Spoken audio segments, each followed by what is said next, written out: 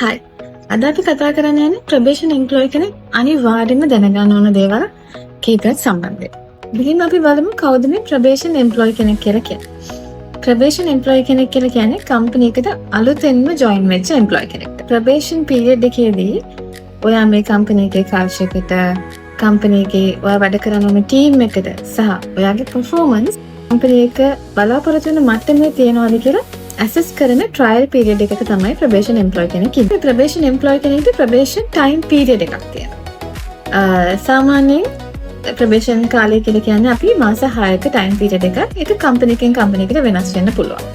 සාමාන්‍යයෙන් මේ probation period එකේදී ටික දවසක් වැඩ කරගෙන යනකොට ඒ අදාළ එම්ප්ලොයිගේ පර්ෆෝමන්ස් වලට කම්පැනි එක සැටිස් නැත්නම් කම්පැනි එකට එම්ප්ලොයිමන්ට් එක ටර්මිනේට් කරන්න ඩිසිෂන් එකක් ගන්න පුළුවන්. ඔයාට අපොයින්ට්මන්ට් ලෙටර් එක ලැබුණාම ඔයා කම්පැනි එකට ජොයින් වෙන දවසේ ටර්මිනේෂන් ක්ලෝස් වලට ගියාම බලා ගන්න පුළුවන්. අදාළ කම්පැනි එකේ ටර්මිනේෂන් ක්ලෝසස් කොහොමද තියෙන්නේ ප්‍රොබේෂන් එම්ප්ලොයි කෙනෙක්ට කියලා. අලුතින් ජොයින් වෙච්ච එම්ප්ලොයි කෙනෙක් ගොඩක් සීරියස් ගන්න ටයිම් පීරියඩ් එකක් තමයි යාගේ ප්‍රොබේෂන් ටයිම් පීරියඩ් එක.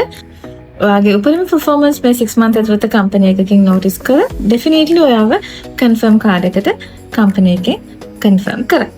HR එකේ වැඩ කරන කෙනෙක් නම් අපොයින්ට්මන්ට් ලෙටර් එක go through කරලා බලන්න ප්‍රොබේෂන් පීරියඩ් එකේ අදාළ rules and regulations හරියට මෙන්ෂන් කරලා තියෙනවද කියලා.